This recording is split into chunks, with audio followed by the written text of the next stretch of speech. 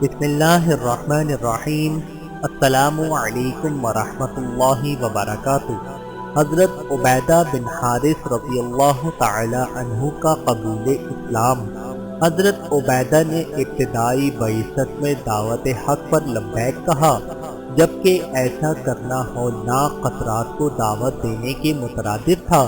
حضرت عبیدہ اس وقت تک جوانی کی منزلوں سے گزر کر بڑھاپے کی حدود میں داخل ہو چکے تھے، لیکن انہوں نے نوجوانوں سے جوش اور ولولے کے ساتھ اسلام کو جذبِ جان سے بنایا اور مشرکین قریش کی مخالفت اور ایذا رسانی سے متعلق ہراساں نہ ہوئے۔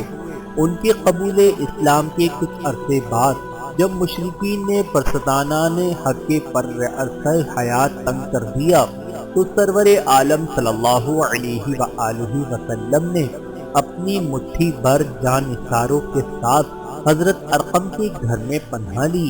ان جانثاروں میں حضرت عبیدہ بھی شامل تھے۔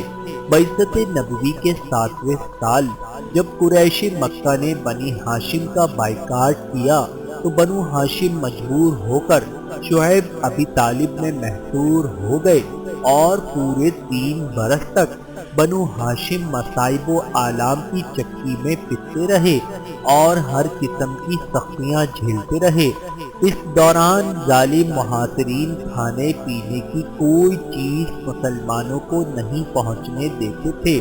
محصورین کے بچے بھوک سے بلبلاتے تھے تو مشرکین ان کی آوازیں سن سن کر خوش ہوتے تھے۔ عورتوں کی چھاتیوں میں دودھ خشک ہو گیا تھا اور محصورین کے منہ میں کئی دن تک ایک دانہ بھی نہ جاتا تھا۔ بعض اوقات درختوں اور جھاڑیوں کی پتیاں کھا کر پیٹ بھرتے تھے اور اگر کہیں سے سوکھا چمڑا مل جاتا تو ان کو بھون کر ستو کی طرح پھاک لیتے تھے۔ اس سب مصائب و شدائد کے باوجود بھی مکے کے دور یتیم صلی اللہ علیہ وآلہ وسلم کا ساتھ چھوڑنے کا تصور بھی دل میں نہ لائے۔